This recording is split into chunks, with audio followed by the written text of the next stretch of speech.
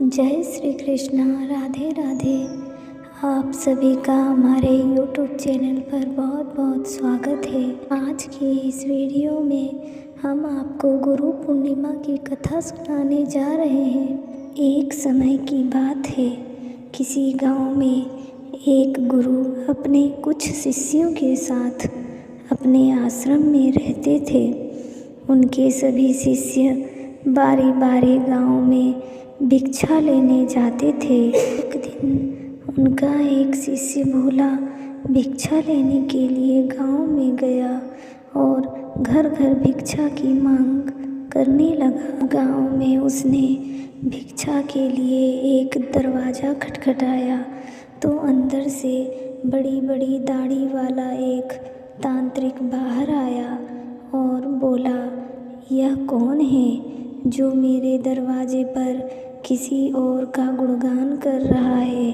तब भोला बोला, मेरे गुरुजी सर्व सामर्थ्य हैं। तांत्रिक ने यह सुना तो क्रोध में आकर बोला, इतना दुस्साहस, मेरे दरवाजे पर आकर किसी और का गुणगान करता है। देखता हूँ कितना सामर्थ्य है तेरे गुरुजी में। जा, मैं तुझे श्राप देता हूँ, तू कल का सूरज नहीं देख पाएगा, अर्थात तेरी मृत्यु हो जाएगी। शिष्य ने जब यह सुना तो वह देखता ही रह गया और आसपास के गांव वाले कहने लगे, इस तांत्रिक का दिया हुआ श्राप कभी व्यर्थ नहीं जाता। शिष्य बेचारा उदास होकर वापस आश्रम की ओर चल पड़ा। रास्ते भर वह सोचता रहा कि आज मेरा अंतिम दिन है, मेरा समय खत्म होने वाला है। वह जैसे ही आश्रम में पहुंचा तो गुरुजी महाराज हंसते हुए बोले, ये आए भिक्षा। तब भोला बोला, गुरुदेव भिक्षा में मैं अपनी मौत ले आया हूँ। और उसने सारी घटना अपने गुरु को सुना दी और एक कोने में चुपचाप उदास होकर बैठ गया। गुरुदेव बोले, चलो भोला भोजन करने। भोला बोला, गुरुदेव यहाँ मेरे प्राण सूख रहे हैं और आप भोजन करने की बात कर रहे हैं। तब गुरुदेव बोले, अरे भोला, अभी तो पूरी रात बाकी है, अभी से चिंता क्यों कर रहे हो। चलो ठीक है, जैसी तुम्हारी इच्छा। कहकर गुरुदेव भोजन करने चले गए। फिर सोने का समय हुआ तो गुरुदेव भोला को बुलाकर बोले, भोला हमारे चरण दबा दो। भोला बेचारा मायूस होकर बोला, जी गुरुदेव, जो भी क्षण मेरे जीवन में शेष बचे हैं मैं उन्हें आपके चरणों की सेवा कर बिताना चाहता हूँ। तभी वह गुरु के चरण दबाने बैठ गया। गुरुदेव बोले, भोला चाहे जो भी हो चरण छोड़कर मत जाना। भोला बोला, गुरुदेव कहीं नहीं जाऊंगा।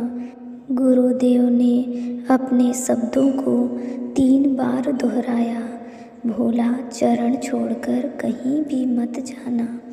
ऐसा कहकर गुरुदेव सो गए। भोला पूरी श्रद्धा भाव से चरण दबाने लगा। रात्रि का पहला पहर बीता। तांत्रिक ने अपना श्राप पूरा करने के लिए एक देवी को हाथ में सोने, चांदी, हीरे, मोती से भरा एक पात्र लेकर भेजा। दरवाजे पर देवी प्रकट हुई और कहने लगी, इधर आओ, यह सोने, चांदी, हीरे, मोती से भरा पात्र ले लो। भोला बोला, मुझे लेने में कोई परेशानी नहीं है, लेकिन क्षमा करें, मैं वहाँ आकर नहीं ले सकता। अगर आपको देना है तो यहाँ आकर दीजिए। यह सुन वह देवी कहने लगी, नहीं नहीं, तुम्हें यह पात्र यहाँ आकर लेना होगा। देखो कितना सोना चांदी है। भोला बोला, अगर देना है तो यहाँ आ जाइए। तांत्रिक का पहला पासा असफल रहा। तांत्रिक ने दूसरा पासा फेंका। रात्रि का दूसरा पहर भी चालू हो गया था। भोला गुरु महाराज के चरण दबाने की सेवा कर रहा था।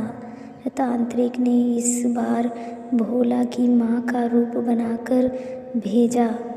दरवाजे पर आवाज़ आई, बेटा तुम कैसे हो? भोला ने अपनी माँ को देखा तो सोचने लगा, अच्छा हुआ माँ के दर्शन हो गए, मरने से पहले माँ से भी मिल लेता हूँ। वह औरत जो माँ का रूप धारण करके आई थी वो बोली, बेटा आओ मेरे गले से लग जाओ, बहुत दिन हुए तुमसे मिले हुए। भोला बोला, क्षमा करना माँ, लेकिन मैं वहाँ नहीं आ सकता क्योंकि अभी गुरुजी के चरणों की सेवा कर रहा हूँ। मुझे भी आपके गले लगना है, इसलिए आप यहीं आ जाइए। फिर वो औरत वहाँ से चली गई। इसी प्रकार रात्रि का तीसरा पहर बीतने को था और इस बार तांत्रिक ने यमदूत रूप वाला राक्षस भेजा। राक्षस द्वार पर आकर बोला, भोला चल तुझे मैं लेने आया हूँ, तेरी मृत्यु आई है। भोला चिल्लाते हुए बोला, काल हो या महाकाल, मैं नहीं आने वाला। अगर मेरी मृत्यु आई है तो यहीं आकर मुझे ले जाओ, लेकिन मैं गुरु के चरण नहीं छोड़ूंगा। बस फिर क्या था, वह राक्षस भी वहाँ से चला गया। सुबह हुई, सूर्य उदय हुआ। गुरुदेव महाराज नींद से उठे और बोले, सुबह हो गई?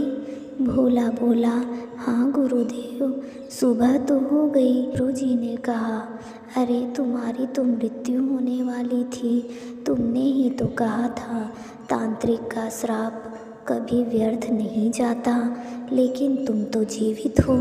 भोला सोचते हुए बोला, गुरुजी लग तो यही रहा है कि मैं जीवित हूँ। फिर भी उसे सारी रात वाली घटना समझ में आ गई कि गुरुदेव ने क्यों कहा था कि जो भी हो चरण छोड़कर मत जाना। फिर भी भोला गुरुदेव के चरण पकड़कर रोने लगा और कहने लगा, जिसके सिर पर गुरु का हाथ हो उसका काल भी कुछ नहीं कर सकता। गुरु की आज्ञा पर जो शिष्य चलता है उसे तो स्वयं मौत भी आने से एक बार नहीं अनेक बार सोचती है। जय गुरुदेव।